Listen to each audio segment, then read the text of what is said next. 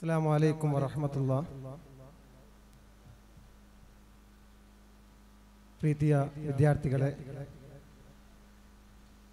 ಕಳೆದ 2 ದಿನಗಳಿಂದ ನಿನ್ನೆ ಮತ್ತು ಇವತ್ತು ನಿಮ್ಮ ಜೊತೆ ನಿಮ್ಮ ಕಾರ್ಯಕ್ರಮಗಳಲ್ಲಿ ನಿಮ್ಮ ಸ್ಪರ್ಧೆಗಳನ್ನು ಅಬ್ಸರ್ವ್ ಮಾಡಿ ಕೆಲವರಿಗೆ ಮಾರ್ಕುಗಳನ್ನು ಹಾಕಿ ಇಲ್ಲಿದ್ದೇನೆ. ನಾನು ಆ್ಯಕ್ಚುಲಿ ಈ ಕಾರ್ಯಕ್ರಮಕ್ಕೆ ಕರೆದಾಗ ಬರಬೇಕೋ ಬೇಡವಾ ಅಂತ ಇದ್ದೆ.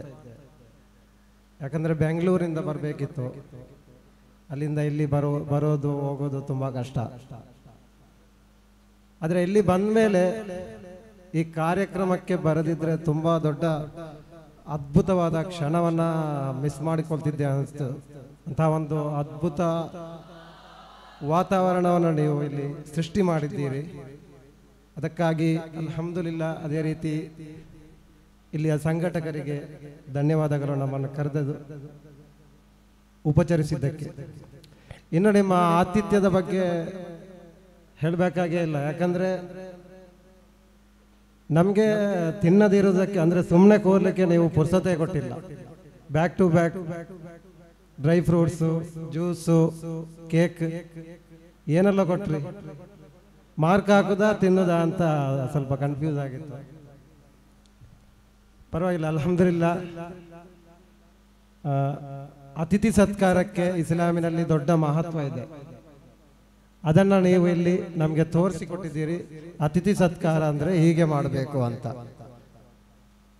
ಅದೇ ರೀತಿ ಅವಲೋಕನ ಅಂತ ಏನು ನಾನು ಮಾಡಲ್ಲ. ಯಾಕಂದರೆ ಈಗಾಗಲೇ ಇಬ್ಬರು ಇದ್ದಾರೆ, ಸಿನಾನಂದ ಬೆಟ್ಟು ಮತ್ತು ಹನೀಫ್ ಅಮ್ಜದಿ ಅವರು ಮಾಡ್ತಾರೆ. ಬಹಳ ಸೂಕ್ಷ್ಮವಾಗಿ ಅವರು ನಿಮ್ಮನ್ನು ನೋಡಿದ್ದಾರೆ, ನಿರೀಕ್ಷಿಸಿದ್ದಾರೆ. ಅದರಿಂದ ಅದರ ಬಗ್ಗೆ ಅವರು ಮಾತಾಡಬಹುದು. ಫಿದಾಕ ಕಾರ್ಯಕ್ರಮಕ್ಕೆ ಬಂದು ಫಿದಾಗಿ ಬಿಟ್ಟವನಲ್ಲಿ ನಾನು ಒಬ್ಬ.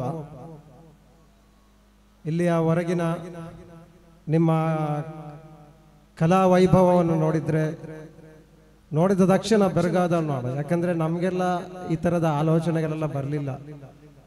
ಒಂದು ಕಾಲದಲ್ಲಿ ಈ ಪ್ರತಿಭೋತ್ಸವ ಅಂತ ಅಲ್ಲ, ಪ್ರತಿಭೋತ್ಸವ ಅಂದರೆ ಅದು ಸಂಘಟನೆ ಮಾಡುವ ಒಂದು ಕಾರ್ಯಕ್ರಮ. ಈ ಥರದ ಮಕ್ಕಳ ಕಾರ್ಯಕ್ರಮ, ಮದ್ರಸಾ ಅಥವಾ ಯಾವುದಾದ್ರೂ ಮಸೀದಿಗಳಲ್ಲಿ ಮಾಡುತ್ತಿದ್ದಂತಹ ಕಾರ್ಯಕ್ರಮಗಳು, ಅಲ್ಲಿ ನಮಗೆ 1-2 ಪ್ರತಿಭೆಗಳು ಮಾತ್ರ ಕಾಣಸಿಗ್ತಾ ಇದ್ರು. ಆದರೆ ಇಲ್ಲಿ ನೋಡಿದರೆ ಪ್ರತಿಭೆಗಳ ಮಹಾಸಾಗರವೇ ನೆರೆದಿದೆ. ಎಷ್ಟೊಂದು ಪ್ರತಿಭೆಗಳು, ಎಷ್ಟೊಂದು ಅದ್ಭುತ ಭಾಷಣಗಾರರು, ಹಾಡುಗಾರರು, ಕವನ ವಾಚನ ಮಾಡುವವರು. ನಿನ್ನೆ ಬುಕ್ ರಿವ್ಯೂ ಕೆಲವರು ಮಾಡಿದ್ರು, ಬಹಳ ಅದ್ಭುತವಾಗಿ ಮಾಡಿದ್ರು. 1-2 ಬುಕ್ ರಿವ್ಯೂ ಅಂತೂ ತುಂಬ ಚೆನ್ನಾಗಿತ್ತು. ಅಂದರೆ ಆಳವಾಗಿ ಬುಕ್ಕನ್ನು ಓದುವಂಥ ಒಂದು ಕೆಪಾಸಿಟಿ ನಿಮ್ಮಲ್ಲಿದೆ, ಖಂಡಿತ ಇದೆ. ಇನ್ನು ಕೊರತೆಗಳನ್ನು ಹೇಳ್ಬೇಕಾದ್ರೆ ಸ್ವಲ್ಪ ಓದಿನ ಕೊರತೆ ಕಾಣ್ತು ಭಾಷಣಗಳಲ್ಲಿ. ಅದೇ ರೀತಿ ಹಾಡುಗಳನ್ನು ಅಂದರೆ ನಾವು ಕವಿತೆಯನ್ನು ಓದಿ ಕವಿತೆ ಏನು ಅನ್ನೋದು ಅಥವಾ ಹಾಡು ಏನು ಅನ್ನೋದನ್ನು ನಾವು ಯೂಟ್ಯೂಬ್ ನೋಡಿ ಹಾಡನ್ನು ಕಲಿತೀವಿ.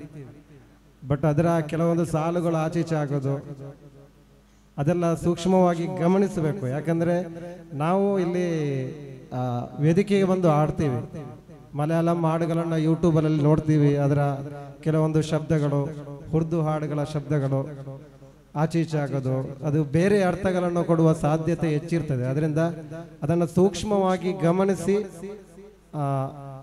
ನಿಮ್ಮ ಉಸ್ತಾದರ ಮುಂದೆ, ಉಸ್ತಾದ್ ನಾನು ಇಂಥ ಒಂದು ಹಾಡು ಕಲಿತಿದ್ದೇನೆ, ಅದನ್ನು ನಿಮ್ಮ ಮುಂದೆ ಆಡ್ತಾ ಇದ್ದೇನೆ, ಸ್ವಲ್ಪ ಸೂಕ್ಷ್ಮವಾಗಿ ಗಮನಿಸಿ. ಏನಾದರೂ ಹಾಡುಗಳ ಸಾಲುಗಳಲ್ಲಿ ಅಥವಾ ಪದಗಳಲ್ಲಿ ಏನಾದರೂ ವ್ಯತ್ಯಾಸ ಇದ್ದರೆ ಅದನ್ನು ತಿದ್ದಿ ಒಂದು ಆ ರೀತಿಯ ತರಬೇತಿ ಪಡೆಯುವಂಥ ಒಂದು ಮನಸ್ಸು ಮಾಡಬೇಕು.